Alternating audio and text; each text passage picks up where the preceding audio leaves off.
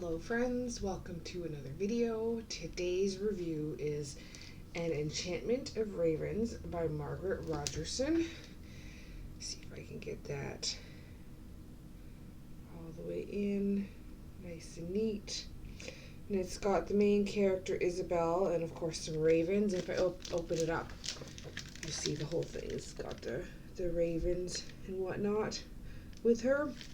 I borrowed this book from my library. It was one that we didn't have at our library, but they requested it for me, so it came in the mail. If you live in Newfoundland, you can request it from your library or, buy it if you want, or, wherever you live, check out your library. I will read the little description for you in the inside here. Every enchantment has a price. With a flick of her paintbrush, Isabel creates stunning portraits for a dangerous set of clients, the fair folk. These immortal creatures cannot bake bread or put a pen to paper without crumbling to dust. They crave human craft with a terrible thirst, and they trade valuable enchantments for Isabel's paintings. But when she receives her first royal patron, Rook, the Autumn Prince, Isabel makes a deadly mistake. She paints mortal sorrow in his eyes, a weakness that could cost him his throne and even his life. Furious, Rook spirits Isabel away to his kingdom to stand trial for her crime. But something is seriously amiss in his world, and they are attacked from every side. With Isabel and Rook depending on each other for survival, their alliance blossoms into trust, perhaps even love. A forbidden emotion that would violate the fair folk's ruthless laws, rendering both their lives forfeit. What force could Isabel's paintings conjure that is powerful enough to defy the ancient malice of the fairy courts? Isabel and Rook journey along a knife edge in a lush world where beauty masks corruption, and the cost of survival may be more frightening than death itself. This book is written in first person from Isabel's point of view.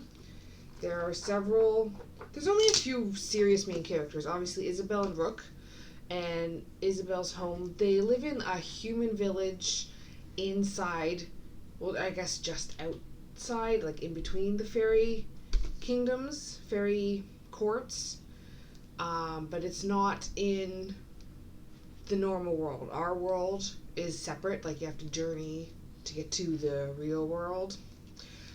She lives with her Aunt Emma and her little sisters May and March, who are enchanted. If you want to find out how they're enchanted, you read the books. They're kind of funny though. The other serious main characters are one of the other fairy folk, Gadfly, who is not one of her first patrons, but definitely one of her patrons that she paints, and the main protagonist is the Elder King. This book takes place, I already said where it takes place, within the courts. It's definitely an adventure book, PG-13. There's definitely forbidden love involved, and I wouldn't call it enemies to lovers, but it's PG-13. All they do is a few kisses and stuff like that. It's not bad.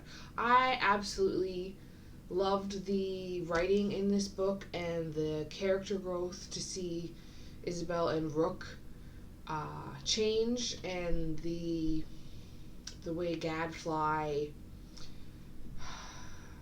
he's tricky. So this book is very, it's not very, it's partially like traditionalist for the fae folk, where they cannot lie and they use enchantments and you have to word things very specifically with them. It's very similar to The Cruel Prince by Holly Black, for that matter, and any other book that's got that traditionalist fae folk bits in it. It definitely reminded me of the Cruel Prince series by Holly Black, but Rook is not the same as the Cruel Prince. I can't remember his first name. At the moment, I'd have to grab the book and look it up.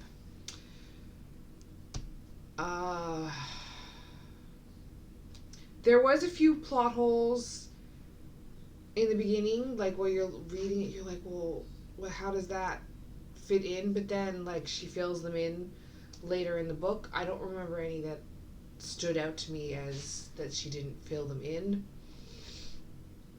She leaves some stuff to the imagination. Parts of it were kind of predictable. Like, there's only, well, I guess there could have been a different way for it to end. But in general, like, the main gist of how it ended, like, I kind of figured that out. Well, not right away. I didn't figure it out right away, but partway through the book, it was kind of obvious. There are parts that did surprise me for sure. I definitely laughed out loud at some points. There's bickering and humor and funny bits in it. Oh, I should mention Lark as one of the other characters is Gadfly's niece, another fae folk. She's definitely one of the kind of main character. Support character. That's the word I'm looking for. The plot was pretty well paced. I found it fairly even all the way through. Picks up a little bit at the end. A couple of twists thrown in that I wasn't expecting. I devoured this book. It was a page turner. I didn't want to put it down. It's one of those books that I didn't want to end. I wish I still had more of it to read. I just absolutely loved the writing style and the world. I felt submerged in it. The descriptions and world building are amazing. I don't know if Margaret Rogerson has any kind of background with painting or anything like that, but Isabel being a painter, like the way she describes things, because she's picturing it how she would paint it, is just beautiful. And like the dresses that the fae folk wear and like the enchantments they use, things like that. It was a standalone book. There is no sequel, but I would definitely, I'm going to be looking up Margaret Rogerson. This is the first time I've read any of her work, and I'm going to be looking her up and seeing what else she wrote, because I absolutely loved this book and I want to read something else by her to see if I love it just as much as this one. Sometimes you find an author and you just love everything they write. Like Holly Black. I haven't come across anything by Holly Black that I haven't loved yet. Neil Gaiman. Love his work. Who else do I absolutely love? Jennifer L. Armentrout. Absolutely love her work. Sarah J. Maas. Stuff like that.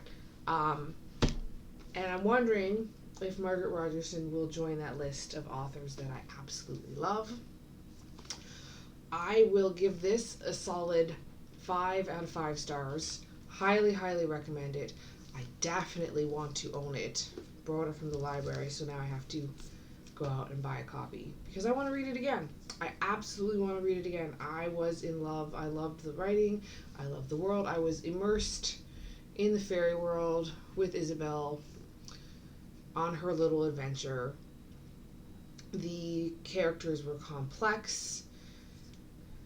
Definitely left me thinking about certain things and how the fairy world is. Gives me ideas for my own book, that's for sure. I absolutely couldn't put it down. Like, I didn't want to put it down to do anything. It was addicting. Highly recommend An Enchantment of Ravens by Margaret Rogerson. Check it out. If you're unsure if you like that kind of stuff, borrow it from your library. And it's nice and sunny here today, so I'm going to be enjoying some of that sunshine later. And I hope you guys all have an absolutely wonderful day. I will see you in the next video.